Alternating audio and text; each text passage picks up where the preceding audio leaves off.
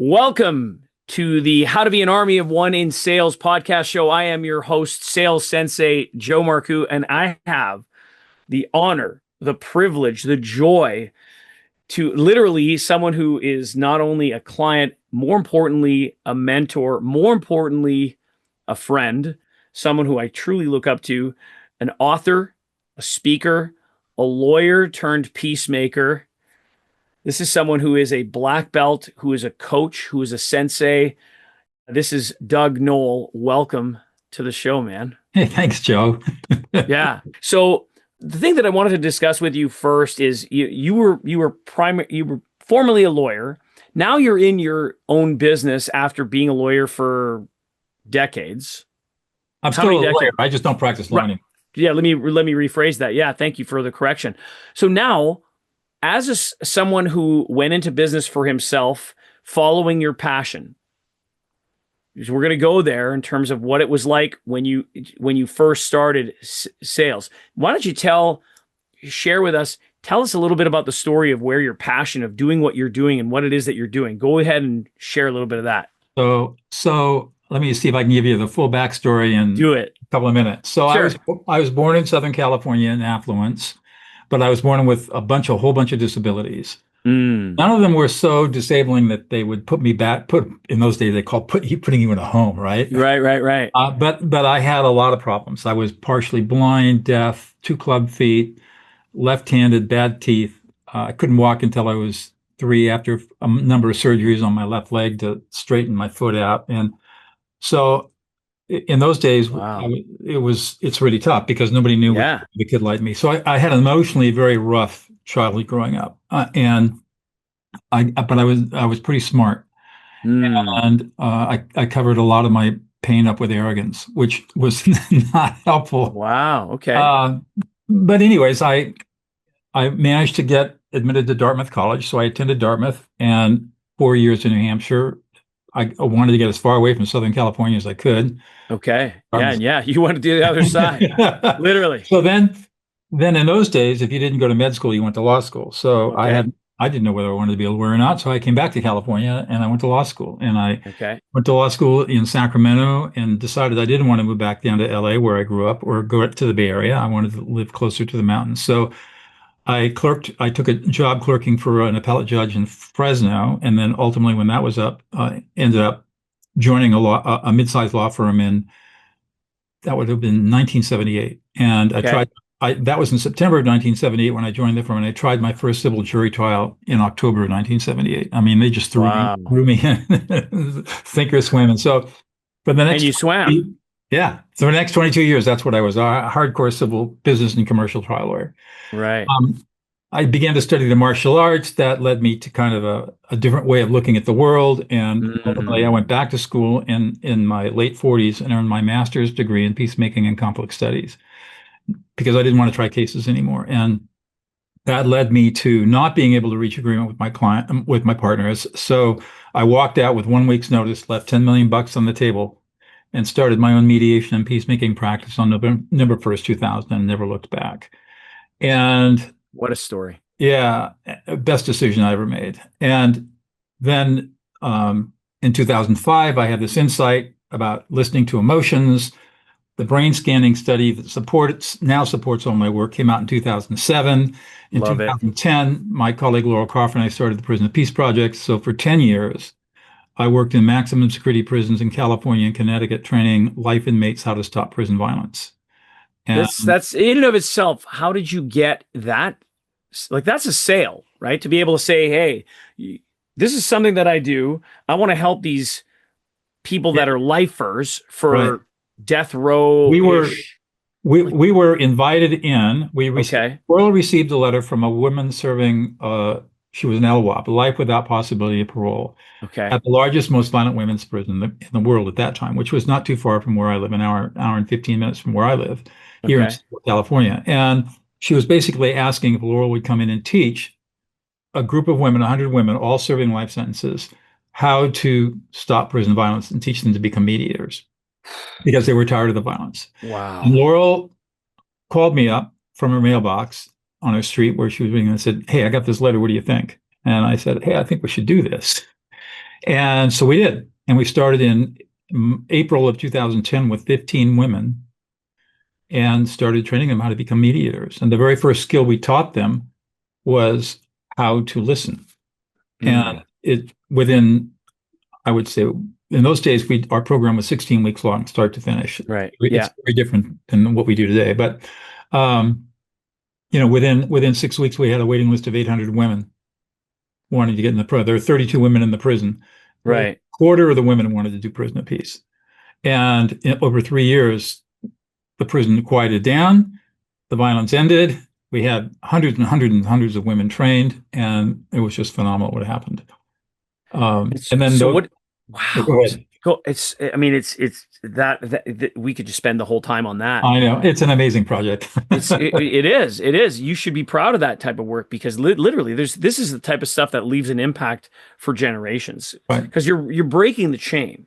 Exactly. Right. I mean, how many? For those of you that are listening or watching this, this is something that we've now started to employ as standard practice. Doug comes into the SOS Dojo as someone who's curious to make a difference in his sales approach, earns his black belt, starts to teach, applies what he's doing. And I mean, openly, Kaizen is something that everybody who is a black belt in our group believes in. It's nonstop, never-ending, continual, never-ending improvement. And what Doug teaches is now something that has become standard practice. We've even changed our guidebook on how to overcome objections thanks to Doug's practices. So it's absolutely impactful, and tons of gratitude and love to you, man. And truly, well, thanks. It's my awesome. honor and pleasure.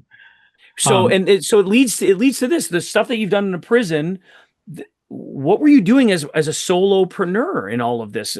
Well, I had it has not been an easy journey. Actually, never is. After I left the practice of law, it took a couple of years, and then my mediation practice started really blossoming. And I was making a lot of money and doing really well until the financial collapse. The problem is that if there's no economic activity, there are no conflicts, business conflicts, right? Oh, So I ended up, my practice really started to peter out about 2009. Okay. And it became, then I was just scrambling. What do I do? And I reinvented myself. I started developing some online courses. The internet was just getting going. I was kind of hand them out for a long time. And then when the Prison Peace Project started, that was all pro bono. We didn't get paid a dime for that for at least 6 years. Wow. So it was just, they were not, it was bare times, thin times. However, I always made enough to pay my bills, and but never really felt really super financially secure. And then around 2016, we started getting grants and started getting paid for the prison work. So that helped a little bit. And I've always just had my professional practice as a mediator and an arbitrator. And then slowly I've evolved into coaching and teaching and training people how to stop fights and arguments forever in their lives. Right. And so for somebody like me, you just have income sources. You just generate all these different sources. And at one time or another, one's dead and the other one's working, and then dies and somebody else is working, and you figure it all out. Yeah, Bob Proctor used to say that when he was alive. He was like, you need to have multiple different sources of income, so that exactly that. There's going to be things that are going to have a certain lifespan, and then eventually they're going to change. And you were able to figure that out and obviously thrive when the time, and yet even in lean times, you're saying that, you're able to still cover your expenses. Everybody was okay. Food on the table. You were able to go. It wasn't always fun, but it was. But the work was satisfying. I mean, the work was powerful. Yeah, I helped more people in a week than I helped in 22 years as a trial lawyer. See, that's what it's all about. Yeah. So talk to me a little bit about where you started this practice, where helping, whether it's in the corporate sector or in the private sector, where you're helping people stop all fights and arguments in literally in a matter of moments, and your book De-Escalate, where that came into play. So I learned, I didn't invent this skill, but I discovered it. I had insight in 2005 in a really difficult mediation, and these people were screaming at each other, and I didn't know what to do. And I thought about, what am I going to do? Oh my God. The thought came to me, listen to the emotions. And so that's what I did. And without going into a long story about the mediation, it was miraculous what happened. this divorced couple who had been fighting for years. They were fighting over an $18,000 problem. They'd spent $50,000 each in attorney's fees, over 18,000. Over 18K. Oh, yeah. So it's just a matter of principle now. Pure emotion. Yeah. Well, I got them to listen to each other at a really deep level. And at the end, the ex-husband, John, puts his hand in his face and starts sobbing uncontrollably, and pushed the tissue box to him and blows his nose and cleans his up and looks across to his ex-wife, Susan, and says, "That's the first time you've listened to me in 25 years. Wow. And they immediately settled the case, dismissed it. How stupid is this? Walked out holding hands to have lunch with each other.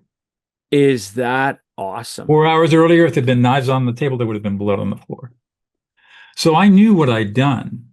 I didn't know why it worked, but I knew what I did. So I started testing it in other conflicts, and I got the same. I got the same result. And then the brain scan of the seminal brain, there have been a bunch of follow-up studies, but the seminal study came out in 2007 out of Matthew Lieberman's lab at UCLA, showing what happens when you engage in this process called affect labeling. And the idea is that you listen to and reflect, you ignore the words, and you listen to and reflect the emotional experience that the speaker is having in the moment. And there's a process for doing that I teach. But what happens is in the brain, and every human brain on the planet is hardwired for this, is that it's DNA. It's all hardwired. Every brain responds exactly the same way. That's why it's so powerful. Is that when you do this, it inhibits the centers of the brain associated with negative emotion and activates the executive function of the brain, the right ventrolateral prefrontal cortex. So you literally calm people down in 90 seconds or less. Unbelievable. So it's awesome. And it is unbelievable because it works. What you've taught, not only does it works for sales. Well, that's the thing. Right. So yeah. So when I got, I mean, this is, I get excited about this stuff. I learned about you I was referred to you by Cynthia Corsetti. Corsetti. What a sweetheart. She's awesome. Wonderful, brilliant woman. Wonderful leadership coach. That's right. Yeah. Incredible woman. So she told me about you, and I'll check it out. So we talked, and I decided to sign up, and I'll never forget the first couple of sessions I had, and I heard all these I statements, and it was driving me absolutely friggin' crazy. I couldn't help myself. And finally I said, "Hey, this is not my gig. I got to shut up, just learn." And eventually, as I, learned the skills and I started applying my own stuff, and I said, "So I wonder what happens if we start affect labeling." Yeah. It just makes all the difference in the world. It 10x the approach of acknowledge and ask a question. And it's not just a question of overcoming objections. It's the question of the approach of objection prevention. Because ultimately, when somebody is heard, I got to share this story with you. This just happened last week. As you know, Doug, the last week I was invited to go speak at a couple of annual general meetings for a retail company that's got over 130 locations across Canada. And in both contexts, we were role playing just as far as exercise. And this is using your stuff in action. Wow. So, of course, the typical, without using any scripts, the typical response is when people are using, and let's use the example of female, 50 years old, she's going through some physical changes in her life. This is normal. It's part of the DNA process. It's just and so she's talking to someone in the nutritional supplementation industry, and typically in those retail environments, who you're dealing with, you're typically dealing with young men. So now all of a sudden there's a question of picture and sound not matching. And what do people typically say when they're active listening? What is the statement that you don't want to use? You use what I hear you saying is X. Yeah. I understand. I understand. I hear Got it. Right. So imagine a woman who's saying, "Hey, you know what? I've been in a calorie deficit. I'm trying to drop this weight. It's not coming off. And I'm doing everything I can. I'm exercising and it's not working." And so when you hear a young man say, "I understand," the answer is, no, you don't. Exactly. You don't freaking understand a thing what she's going through. And to affect label it would be, you're really frustrated right now because you're putting in the work, you're putting in such effort, and it's demoralizing for you because you're doing everything that everybody's saying that you should be doing and it's not working. And you're at a loss. And the example comes out, right? And we're role playing this out with a woman who's in the space, and she's like, if my husband could only listen to me like you just did. Uh-huh. Like it's just, and people were like, minds were being blown. The ownership were being, it all, just that example alone, I could have literally taken a 2.5 hour speech, put it in under 10 minutes, done that exercise and said, do that. Because they were blown away, Doug. They were blown away. And this is all thanks to what you've shared with us within the dojo. And there are people now, like, tell me for you, I'm using Ted here on you now. Right, of course. Tell me for you how it feels knowing that you have a generation of young people that are learning this skill. I love it. I mean, one of the reasons that I love working, I don't do work with you for the money. That's for damn Oh God, no! I wish I could pay you more. It's like, yeah, but no, it's because I recognize that this is an outlet where I can expose more and more people to the idea of listening to emotions, not to words. It's just huge. another teaching It's moment huge, for man. me. Yeah. And so that's what motivates me. And getting these people who are their army of one, right? Most of them are solopreneurs, and they're fitness coaches or they're strength coaches, a lot of people in the fitness space, some people in the business space, whatever it might be. And they're dealing with their clients, and potential clients are all emotional. Yeah. And it's so cool to take people, our members, and teach them how to really listen to the emotions that their clients and prospective clients are experiencing, which is the same thing over and over again, and getting them to a place where they can drop in and listen and reflect and completely change the conversation. Yeah. It's really so fun to watch. Let's shift gears. Here's a time where you've got this skill set. You're the master of affect labeling. There's no question. When you were back in the beginning of your business as an army of one, starting your new practice, what was some of the challenging situations? And share, if you will, a story or two of where you may have not had the skill set and you failed at it. And now looking back, you could see it and you can go, "Oh, I know exactly." Yeah. What was it back then? What was the approach? So in my work as the mediator and arbitrator, that's all referral work. There's no marketing involved in that. And people know me, and they know what they get when they hire me, and they hire me because I have certain skill sets. That part of the business. And you're good at what you do. So of course, when you have a reputation, then people are going to just want to reach out to you for sure. That's the ultimate in any business, especially as an army of one. Right. But that's not that I needed to widen my revenue sources for the reason that I explained. So I wanted to get into more coaching and teaching. And that's when I first learned that shit, maybe I can get leads, but now what do I do? How do I sell people? Right. And I had no clue how to go about doing that. And I probably I probably closed 1 out of the 10 deals because I didn't. The only ones I were able to close were the people who were really desperate and really wanted stuff. And they didn't care what it cost. And they didn't care what it cost. And all the others, I didn't know what to do. I didn't know how to handle it. And I mean, ultimately, that's how Cynthia connected me with you, because I needed to learn the process. And once I figured it out, I said, "Oh, this is just the sales process is what I do." Right. It's structured a little bit differently, but it's essentially what I do. And all I have to do is just do a few tweaks. Oh, this is easy peasy. Nothing to it.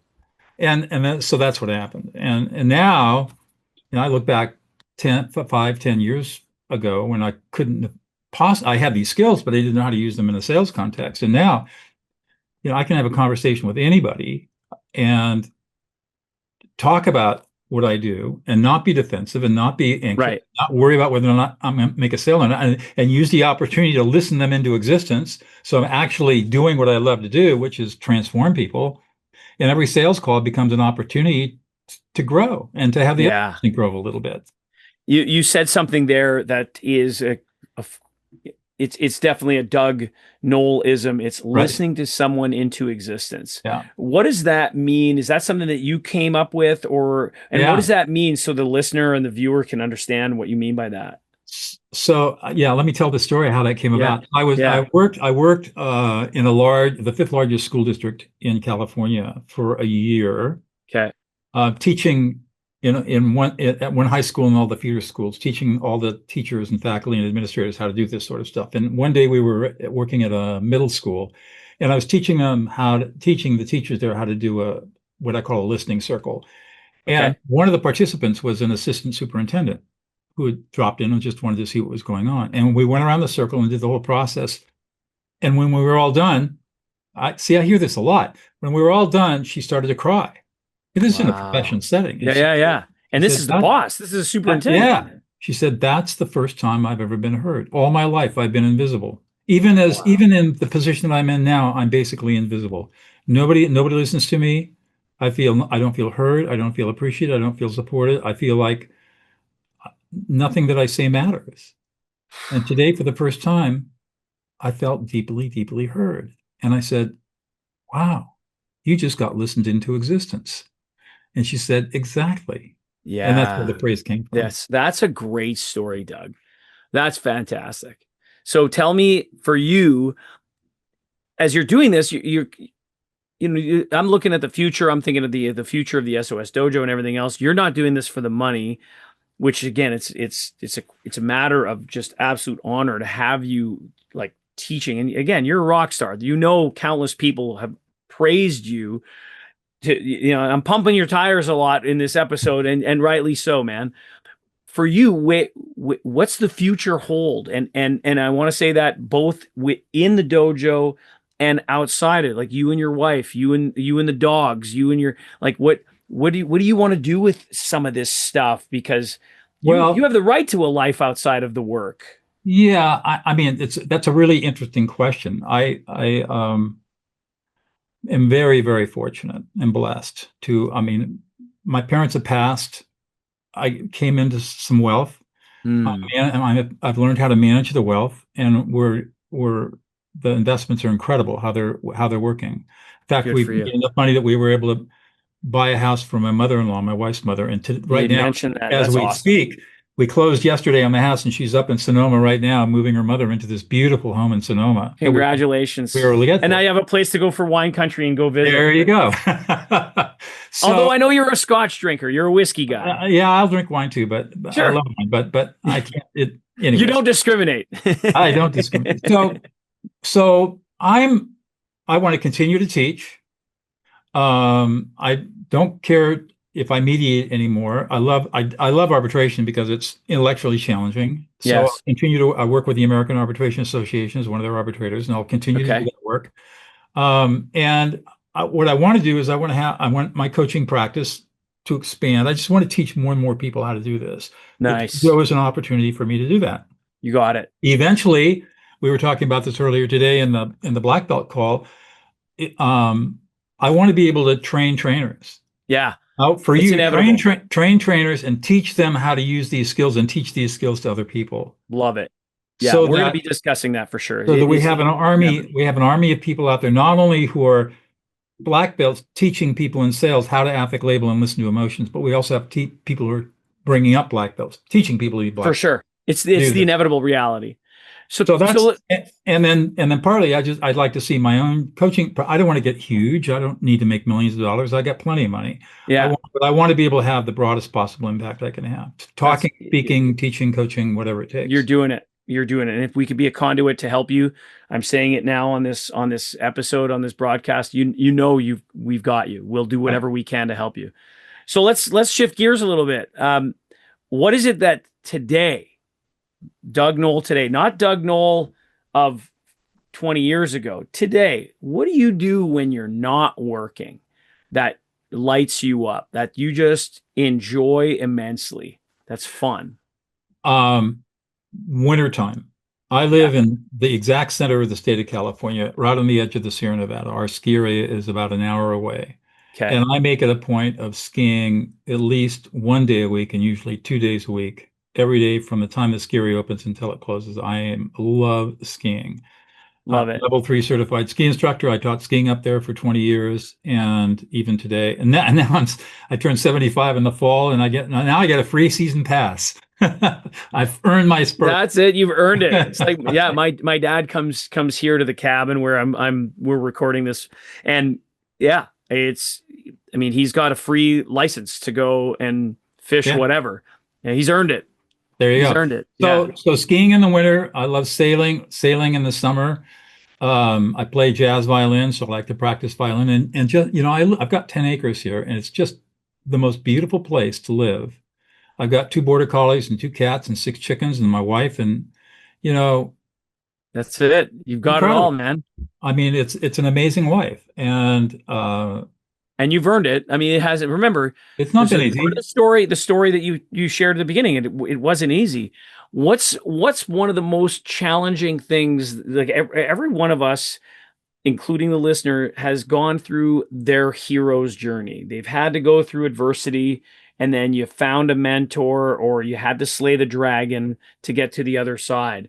You talked about this as a child, and very Forrest Gumpish in the sense of like, hey, right? I Yeah. mean, and there's and there's yeah, that's a phenomenal movie, and there's so many lessons in that for you when it comes to business and for something that could potentially inspire people that are listening. Did you ever find yourself in a position where it was like, again, you might have felt it for a brief moment where it was like, I'm done? And what did you do to get out of it? Um, I've never felt that way. I've felt plenty of frustration. Sure. I mean, I still feel the frustration today. Why the heck don't people want to learn how to stop fights and arguments in their lives? I cannot Yeah. figure that out. Yeah. Yeah. Uh, That's a bang your head against the wall thing. it Sure. is. And I spent a lot of money with a lot of marketing people to try to figure that out. And nobody's come up with a good answer. Yeah. Hey. Yeah. So here's the thing, Joe. I learned persistence and patience and determination as a kid because I had to survive. Right. And those skills, as painful as it was, those skills stand me in good stead today. I don't choose to do something unless I'm going to get really good at it. That's why I've never taken up golf. I just don't want Right. 4 or 5 thousand hours out there. I just don't have the time. I don't want to do it. So I'm not Yeah. going to do something that I'm not going to be good at. I don't mind being a beginner. Yeah. I like being a beginner. But if I'm going to do something, I'm all in. It's not half-ass. Right on. So I get frustrated, but like this journey I'm on now of trying to build up a professional practice, a coaching, teaching practice of teaching people how to stop fights and arguments and de-escalate anger and all that stuff. I've been working on this problem probably since 2014, 10, Okay. 10 years, over Yeah. 10 It's a years, long time. and I still haven't cracked the nut. Right. And to where you know, it's really, I feel like I've got a successful professional practice. I haven't cracked that nut yet. It's frustrating as hell, but all it means is, you just, okay, that didn't work. What else can we do? What else is See, and next?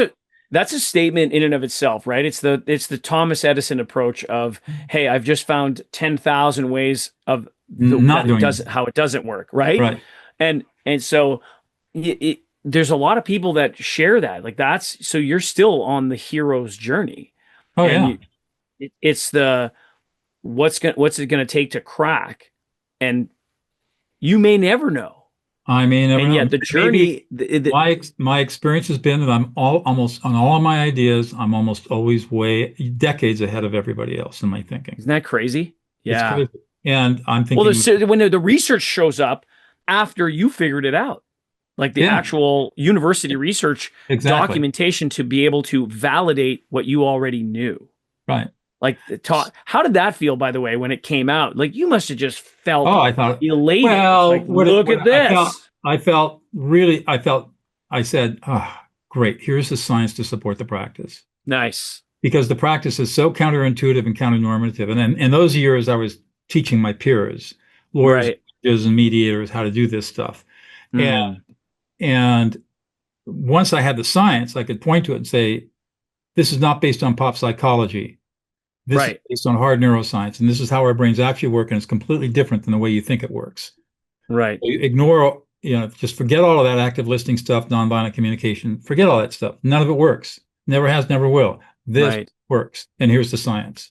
What's the background when we think of the Stoics and the classic philosophers that have given us all, and it's been a great piece of marketing all the way back from, Socrates Yeah. and Marcus Aurelius even, but to a Well, certain Marcus Aurelius actually saw the power of emotion.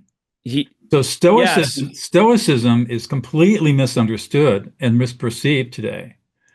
I love it. Stoicism, Expand, please. yeah. So Marcus Aurelius is talking about how we can't fight our emotions. We have to balance them. We have to become aware of them. We have to learn how to self-regulate. It's not about not feeling emotion or No, not. how can a human not We're even? all emotional. We're not. Of course, There is no such thing as rationality. right. That's the mistake that Socrates, Plato, and Aristotle, those three generations of philosophers, made in Greece. Mistakenly assumed or concluded that human nature is to be rational, and we To know turn off the neuroscience. emotion, like as if it's a switch. That's right. No way. And we You'll now blow up know later. there is no such thing as rationality. Every emotion, every decision we make, every behavior we engage in is an emotional decision or emotional Yeah. behavior. And we have a bunch of tools that are important: critical thinking, logic, reasoning, quantitative, qualitative analysis, all that stuff, that we learn these skills, but they do not define our essential nature. Our essential nature is to be emotional. Mm. And as Antonio Damasio pointed out 30 years ago, if you don't have emotion, you can't make decisions because Let's emotion. just stop right there because this is so important. If you're an army of one in sales, this is the key factor right there. That Doug just dropped a massive piece of gold that you got to pick up. If you don't have emotions, You you can't make a can't make decision. decisions. People buy based on emotion and justify with logic. So the emotion piece has to come first. You don't make a decision purely on logic. It's impossible. You Even can't. the most logical person, the analytical brain, you At ask the end them, of the day, it's still going to be an emotional decision. how do you feel about those numbers? That's right. Exactly. Exactly. So, Fascinating. Love so, it. so, I mean, Damasio in one of his early books, Descartes' Error, talks about this guy Eliot who had a cancer in the brain, and it disrupted part of his prefrontal cortex, and it wiped out his emotions, his ability to categorize To the right ventral and lateral decide. prefrontal cortex. So wiped out his, and so he could still think, he could still be logical and reasonable, but he couldn't connect emotions to his decision-making process, so he could never make a decision. And his life just was ruined. Right. Very successful businessman to financial ruin, because he could not make a decision. Unbelievable. Emotions allow us to weigh what is important and what is not important at a very deep level of what's going to bring me more pleasure or avoid more pain. Right. And without that process, we have no way of determining what to do. How much of this skill that you talk about again when it's affect labeling, how much of it is intuitive? Well, intuitive, that's an interesting question.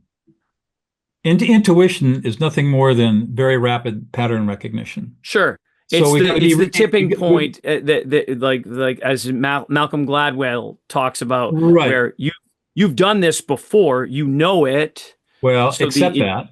So I teach this is it where I'm asking the question. we'll come back to the Okay. how we read emotions in a second, but Okay. intuition is a form of very rapid, unconscious, effortless decision making. Right. It is evolutionarily adaptive because when we see the same patterns over and over again, we don't have to spend a lot of brain metabolism Right. trying It's to just decide what to do. The problem with right. intuition is because it's fast and effortless, we tend to rely on it too much because it's easy. And the last thing our brain wants to, Path of least resistance. that's right. And our brains don't want to engage in deeper reflective thinking because it burns too much metabolism. Okay. So when I hear people say that I rely on my gut, I say, well, you're a lazy system one thinker. I'm not going to ever want you to make any decisions around anything I'm going to do because Right. you're not going to evaluate. And in fact, there's all kinds of evidence that shows that when you rely on when the risk is high, the stakes are high, or the risk of error is high, you do not rely on intuition alone. You can't. Now, Yeah. if it's a nothing burger decision, sure, just rely on your intuition, and it's not a big deal if you're wrong. But if the cost of being wrong is extraordinary, then you cannot Take rely your on time. intuition. Yeah. Now, It's a question of taking that your time. whole system of decision making, system one decision making, is a little different than what we do when we're reading emotions. We have a part of our brain fact, a study was just released last week that shows how all this works. It's amazing how the science is evolving on this. We can literally, accurately, efficiently, and quickly read another person's emotions. And we do it effortlessly. It's not intuition. It's a completely different set of skills with a different part of the brain. This has evolved over millions of years. We don't use this innate ability because our society finds emotions to be worthless. Emotions are evil. Emotions make us weak. Emotions make us vulnerable, you know. Makes people uncomfortable talking about emotions in the That's first right. place. So that's probably Because the most they haven't been trained in how to use right. them. But we still have this ability to read other people's emotions. And Right. so part of my teaching is, how do you do that? Well, I help people unlock that ability, and all of a sudden now they can read other people's emotions like a book. And they're always right. They're never Yeah. wrong. And it's part of who we are as human beings. Again, it's an innate ability that we're born with to be able to read all of this stuff That's and just put a it, name right? to it. There's that intuition piece and that innate ability Right. to be able to read somebody's emotions. So when somebody's really in a position where they're hot, their emotions are high, and we know that when we walk someone through the sales process and they're lit up in a good way, in a positive energy way, and we've been able to, hey, we're able to provide you with a level of transformation where the value is in the transformation that you're going to receive. That's Correct. one thing. In affect labeling, in the approach that you have when somebody's in a negative state, and there's 4 factors that you've shared, that there's like the tell, if you will, the Right. tell that people have. Can you expand on that so that people can Sure. see it When and hear when it from you? when you got somebody who's upset, they could be angry or grief-stricken or frustrated or angry, whatever. They've got some intense emotions going on. You listen to and reflect their emotions. And there's a process for how you do this. Yeah. But the question is, how do you know whether or not you've been effective? And it turns out Mm-hmm. that we have these 4 autonomic relaxation responses that occur when you have successfully calmed somebody down. You're looking for a nod of the head like this. You're looking for a verbal response, which will typically be something like, yeah, or exactly. And we're looking for this in sales too.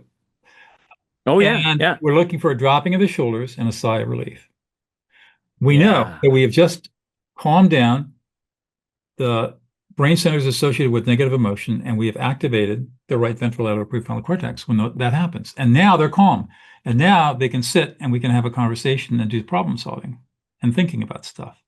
So Part of so what go over those 4 things, four things one more time. nodding of the head, It's the some nodding of the kind head. for assent on the yeah. Then we're going to say a Yeah, yep or exactly or yes. And then we're going to watch for the dropping of the shoulders and a sigh of relief. an So now, audible now sigh. in the sales process, we're looking for these responses as we are listening and reflecting during the buyer's conversation. We're looking for these because we want to see if we can see that relaxation response, then we know that the person that we're talking with, our guest, our prospect, feels heard. And when Feels they feel heard, we know we've listened them into existence. That builds no like and trust. And now we can talk to them about, all right, how do we want to go about solving this problem? And that's typically when they're ready to hear the pitch. right to be able to hear what you have to offer, and that's where you bring in the level of enthusiasm at that point. This is where a Correct. lot of people make the mistake, because they can learn the skill of being an excellent listener. You still got to be able to ramp it up and bring them to, in music, the crescendo moment. It's Right, the exactly. enthusiasm needs to be in, and they have, because they've got to buy in to what you have to offer. And so energy, where a lot of people make the mistake, is they come in way too hot at the beginning of the That's conversation. right. And then calm down. And the other, I think the biggest mistake that people make in these buying conversations is they make it all about themselves. Mm, they think they need to persuade. They think yeah, they need to or talk about prove they how good they are. yeah, or how good their services are, or how they differentiate themselves from everybody else that competes with them, or Yeah, how, it's all about me. yeah, And that's the worst thing you can do in this conversation. The conversation should never, ever be about you. You should ne if you got a buyer's conversation and the I word comes out of your mouth, you screwed up yeah, yeah. from start to finish. if there's You never use the I word or the me word. if there's one thing that you've been able to impart on the community within the SOS dojo, it's that, and it's so impactful, and it leads to truly, Doug, is there in your experience, I'll share mine. In my experience, I don't know of another sales program or sales guru or people that I follow on social media that do it the way that you and I have been able Bill to Marcou's impart. SOS Dojo is unique in the world in terms of Yeah, how we go about approaching first of all, we never talk about sales. We only talk no, about buying, the buyer's conversation. We talk about being agnostic in the process, which that means I don't care what decision you make. All I care about is that you make a decision, yes correct. or no. I'm Yeah, not going to let you get away with it. I want to think about it. I got to talk to my or wife, maybe. or maybe Yeah, that's unacceptable because I am doing you a disservice if I don't help you come to a decision. You can say no, that's and that's it. great, That's but fair. you're going to come to a decision. And so I'm agnostic about the decision that you make, and I want to make sure that you feel deeply heard and understood. Which is by far the game changing piece, because there's people that claim that they lead with empathy, and you can see it even behind closed doors. There's a saying that one of my old mentors would say, that for a salesperson, the opiate of choice is closing a deal. There is a certain rush that goes along with that, because now you've helped someone. Right. If it's just about the money that I've made, Yeah, it people doesn't work. start to see through that bullshit Right. Let's, very quickly. no, absolutely. I want to cycle back to something you just said, empathy. Yeah. No one knows what empathy is. If I were to ask you, I'm not going to put you on the spot, but if I Go ask, ahead. give me a definition of empathy, you can't do it because you haven't studied it. Here's what empathy is. Empathy is the learned skill of listening to, assimilating, interpreting, and reflecting back the emotional experience of another human being. Mm. That's called cognitive empathy. That's what empathy is. Nothing more, nothing less. It's not That's sympathy. It's not projection. no, It's not association. All this not other stuff. mirroring. That's a It's bunch of not mirroring. bullshit. It's not Yeah. feeling what somebody else is feeling. It's not feeling sorry for somebody. It's none of that stuff. No, no, yeah. And so many people get empathy wrong. And once we have a very precise definition, then we can look at something and we can say this is empathy. It is a skill that has to be learned. You don't get to it naturally. And when you engage in empathy, you are listening another person into existence. So when you hear someone say that there's a group of people on social media that their claim is they're naturally born empaths and they feel everything that other people are Okay. feeling. Here's something a little, there is 20% of the human population are HSIs. They're highly sensitive individuals. Yes. And for whatever reason, typically it has to do with abuse as children, they do not have good filters. And so Mm. they experience everybody else's emotions, and it drives them crazy. Emotions. It drives Right. them It's crazy. magnified. It It's magnifies. magnified. Those people are not empathic because they're not reflecting back the experience of Right. another They just take it person. on. They're just taking it on. And so when those people Right. come to me for training, it's like I give them a whole new lease on life. Because number one, I help them identify the emotions that they're feeling, and two, I show them what to do with the emotions. Is this your emotion Love or is it. this somebody else's emotion? Right. If it's somebody else's emotion, do you need to reflect it, or do you need to just give it back to them energetically? What do you want to do with this emotional energy that you're getting? But you've got to identify it first, and you've got to differentiate mine versus yours. So If it's good. yours, you can have it back. Yeah. So that is not empathy. All the Doug, people they call the highly empathic person, but it's really not right. empathy. For the reason that I Right. say empathy requires you to reflect back the emotional experience of another person to And demonstrate. there is a thought process, not just a feel process. There is a thought process, which is a skill. Right. And Exactly. you teach these skills without question at a black belt level. If somebody, Doug, we're gonna have to have you come back because I can keep chatting with you. If somebody wants to get a hold of Doug Noll and learn more about what it is that you do, not just as a sales coach, specifically as someone who helps stop fights and arguments in their lives, be it in professional work or in their personal work, how do they get a hold of you? You can email me at Doug@DougNoll, Yeah, CNOLL.com. I'm a sole practitioner. You don't have to go through a firewall. I'm it. it's awesome. You can also go to my website, DougNoll.com. Tons of resources there. And just reach out by email. Or you can reach me on LinkedIn, uh, Perfect. at Douglas Noll on We'll make sure LinkedIn. that they're within the show notes on our channel. Just look below; there'll be links. The other opportunity for you to be able to meet Doug Noll is you can also step into the dojo absolutely free for a free session. Take part in one of our actual live paying groups. Be a guest and say, hey, listen, I'd like to be able to be a guest in one of Doug's sessions. Doug teaches a couple of times per week, and he also is our lead black belt. So if you earn your black belt, you get to learn from the master himself. So feel free to click the button below and come in and visit the dojo. We'd love to see you. Doug, I got to say, man, it's always a pleasure to talk to you. And I learn more about you every time. Even a lot of this stuff that you've repeated. And this is the thing, right? Repetition is Right. the mother of all skill. You've been able to impart some great wisdom for me and for people that are watching and listening to this. Watch the replay, folks, like Doug dropped some gold here, like liquid gold, and you get it for free. Thanks, man. I really Okay. appreciate you. We'll talk soon. All right.